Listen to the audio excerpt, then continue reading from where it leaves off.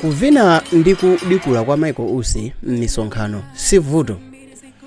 Kugundika kwa Michael Usi pochoka pa red carpet ndikupita ndikumakavina ndi azimayi atamangira nawo salu si vuto. Koma vuto mwina ndi Amalawi, dikirani ndifotokoze. Anthu ochuluka akumayankhula zonyoza, zotukwana komanso zopepusa Michael Usi. Ati chifukwa akumangovina komanso kudikula m'misonkhano nkumapanga ngati iyeyo si vice president wa dziko la Malawi. Ngakhale kuti zinthu zili choncho, anthu titati tiyang'anisise mozama, izizi tiona kuti Michael Usi alibe vuto lina lililonse pa zimene amapanga zija. Machitachita pa moyo wathu amakhazikika pa zimene ifeyo tinazolowera kupanga, komanso machitachita athuwo amasamira kwambiri pa mtundu wa ntchito imene timagwira anthufe. Michael Usi ndi wazisuzo pa moyo wake, kapena kuti ndi munthu wa drama, ndipo ichichi sitingachichose m'moyo, sitingachifute mbiri yake, sitingachiyang'anire pansi mu kariya yake, ndipo ndi chinthu chokuti sitingachiyiwale pamene taona nkhope yake. Choncho zochitika pa moyo wake zimasamirabe ku drama imene iyeyo anali nayo. Moyo wake umakhala wa drama. Iyeyo ndi munthu oti drama inamulowa mthupi, ndipo ili ngati chimodzi mwa ziwalo zake. Choncho vice president sungachose chimenechi ngakhale pang'ono.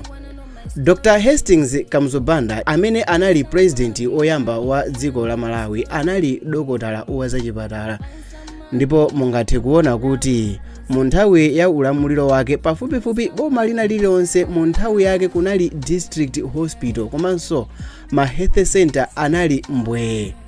Kamuzubanda pa nkhani ya zachipatala ankakhala nayo serious zedi, ndipo mayi omuthandizira ku nyumba kwake Mama Cecilia Tamanda Kazamira analinso nesi pa profession yake.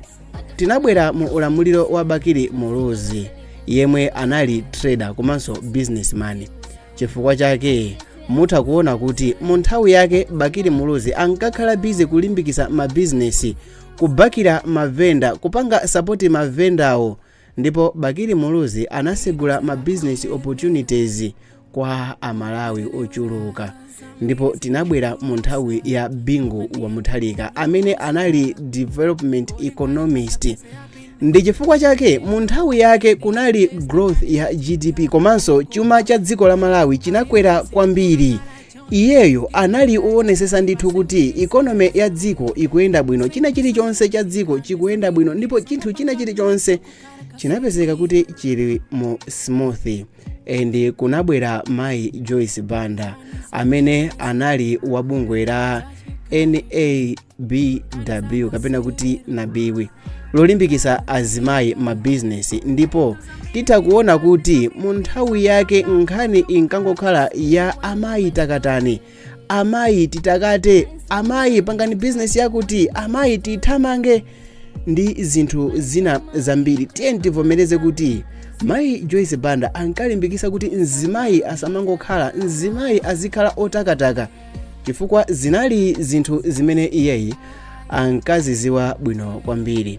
Kunabwera Professor Arthur Peter Mutharika amene ndi expert wa zamalamulo, ndipo simungadabwe kuti mkuluyu anali ndi great respect kwambiri makamaka nkhani zokhuza ndi maufulu a munthu komanso rule of law, ndipo zomanga anthu sankapanga Peter Mutharika anthu ankatha kumutukwana koopsa, koma iyeyi zoti amange anthu olo sizinkakhalako, ndipo sanasumireko munthu wina aliyense kapena kumanga kwa anthu mwina pa nkhani za ndale kapena kuti yanjani. Ayi, anali mmodzi mwa anthu odekha. Mu nthawi yake maufulu oyankhula zakukhosi ankalemekezedwa, maufulu otukwana president ankalemekezedwa.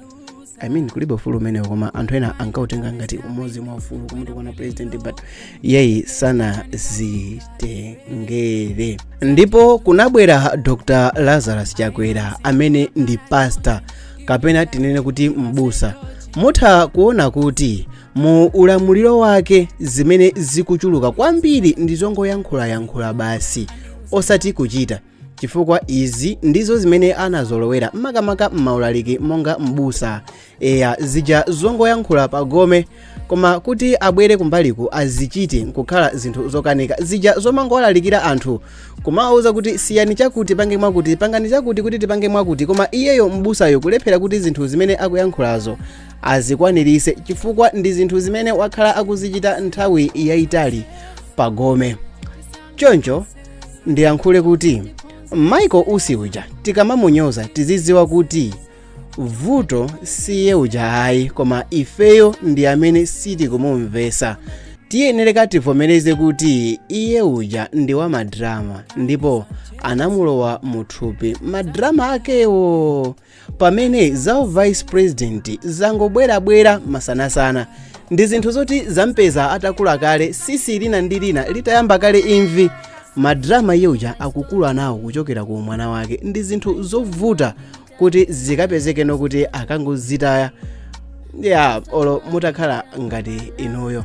Ndafotokoza zinthu zambiri, koma chimene ndingafune kukuza ndi chinthu chimodzi chokuti mwimepo ndi chinthu cholankhula kuti kuvina kwa Michael Usi kulibe vuto ndife Amalawi.